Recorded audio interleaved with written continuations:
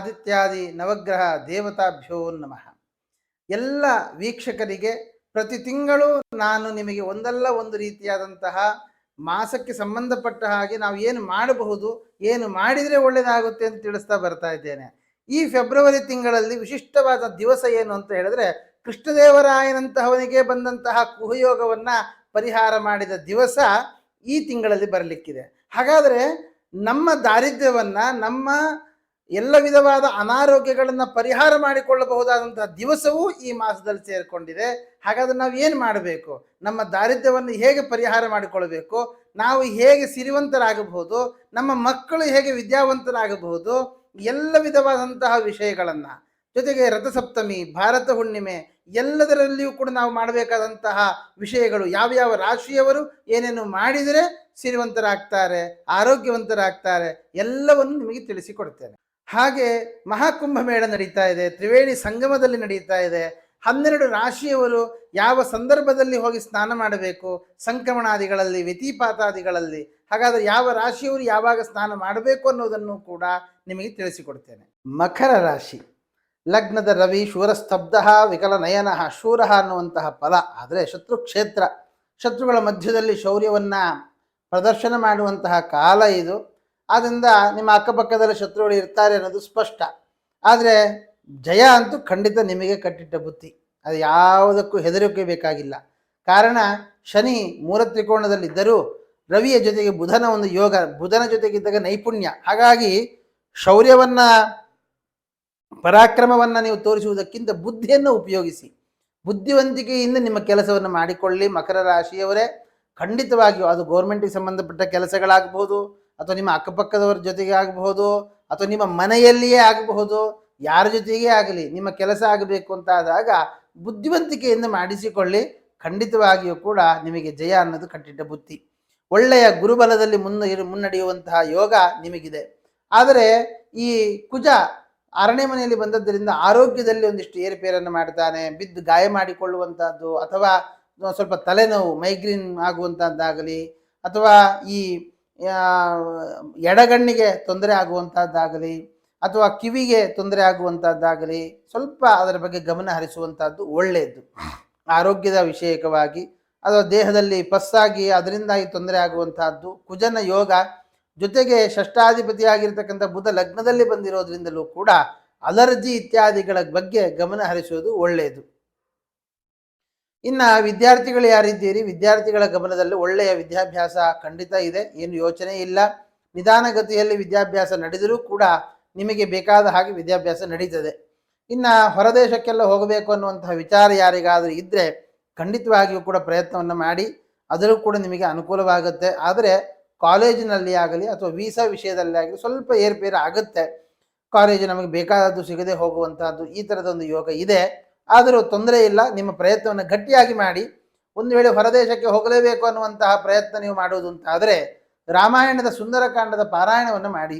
ನಿಮಗೆ ಆದರೆ ನೀವೇ ಮಾಡಿ, ಅಥವಾ ನಿಮ್ಮ ಆತ್ಮೀಯ ಪುರೋಹಿತರು ಅರ್ಚಕರು ಯಾರಾದರೂ ಇದ್ದರೆ ಅವರ ಮುಖಾಂತರ ಅದನ್ನು ಮಾಡಿಸಿ ಹನುಮಂತ ದೇವರಿಗೆ ಆ ತುಪ್ಪವನ್ನು ಮುಟ್ಟುಕೊಂಡು ಜಪ ಮಾಡಿ, ಆ ತುಪ್ಪವನ್ನು ಅಭಿಷೇಕ ಮಾಡಿಸಿ, ಆ ತುಪ್ಪವನ್ನು ನೀವು ಪ್ರತಿನಿತ್ಯ ಸೇವನೆ ಮಾಡ್ತಾ ಬನ್ನಿ.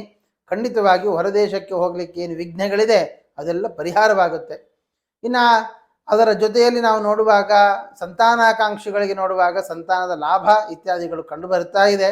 ಆದರೆ ಲಗ್ನದಲ್ಲಿ ರವಿ ಮತ್ತು ಬುಧ ಆತ್ಮಕಾರಕನಾಗಿ ಅಷ್ಟಮಾಧಿಪತಿಯಾಗಿ ಬಂದಿರುವ ಕಾರಣ ನಮಗೆ ಒಂದು ವೀರ್ಯದಲ್ಲಿ ಕ್ವಾಂಟಿಟಿ ಕಡಿಮೆ ಇರುವಂಥದ್ದು, ಅಥವಾ ಈ ಮಕರ ರಾಶಿಯವರು ಹೆಣ್ಣು ಮಕ್ಕಳಾದರೆ ಗಂಡನ ಅಲ್ಲಿ ಸ್ವಲ್ಪ ತೊಂದರೆ ಇರುವಂಥದ್ದು, ಅಥವಾ ಯೂಟ್ರಸ್ನಲ್ಲಿ ಏನಾದರೂ ಸ್ವಲ್ಪ ತೊಂದರೆಗಳು ಕಂಡು ಬರ್ತಾ ಇದೆ. ಅದು ನಿಮ್ಮ ಜಾತಕಗಳನ್ನು ಕೂಡ ಒಮ್ಮೆ ವಿಮರ್ಶೆ ಮಾಡಿಸಿಕೊಳ್ಳಿ. ಜೊತೆಗೆ ಡಾಕ್ಟರ್ಗಳ ಸಲಹೆ ಕೂಡ ನಿಮಗೆ ಬೇಕಾಗಬಹುದು.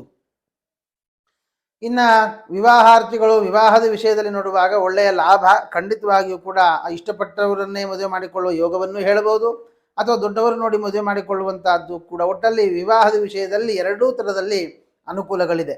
ಆದರೆ ಶನಿಯ ಒಂದು ಯೋಗ ಇರೋದರಿಂದಾಗಿ ನಮಗೆ ಪರಿಪೂರ್ಣ ಇಷ್ಟ ಆಗುವಂತಹ ಹುಡುಗಿ ಅಥವಾ ಹುಡುಗ ಸಿಗದೆ ಹೋಗಬಹುದು. ಆದರೆ ಸಿಕ್ಕವರ ಜೊತೆಗೆ ಸಂತೋಷವಾಗಿರುವಂತಹ ಪ್ರಯತ್ನವನ್ನು ಮಾಡಿ, ಖಂಡಿತವಾಗಿಯೂ ಅನುಕೂಲ ಆಗುತ್ತೆ.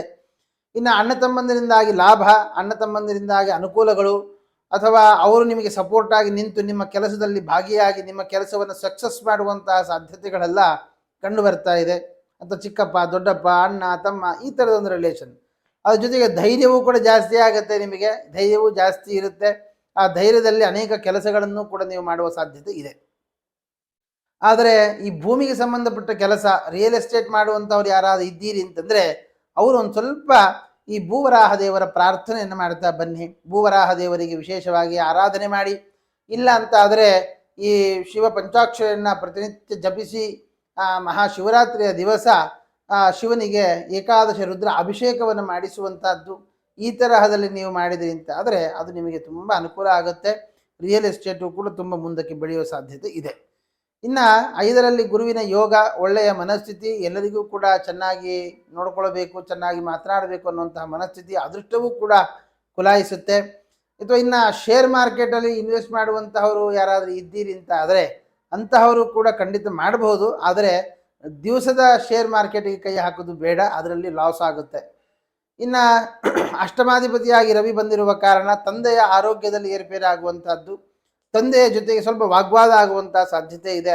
ಯಾವುದೇ ಕಾರಣಕ್ಕೂ ದೊಡ್ಡವರ ಜೊತೆಗೆ ಮಾತಿಗೆ ಇಳಿಯೋದು ಬೇಡ. ಅವರು ಏನು ಹೇಳಿದ್ರು ಹಾ ಅಂತ ಹೇಳಿ ಮತ್ತೆ ನೀವು ಅವರ ಜೊತೆಗೆ ಕೂತ್ಕೊಂಡು ಮಾತನಾಡುವುದರಿಂದ ಸರಿ ಆಗುತ್ತೆ.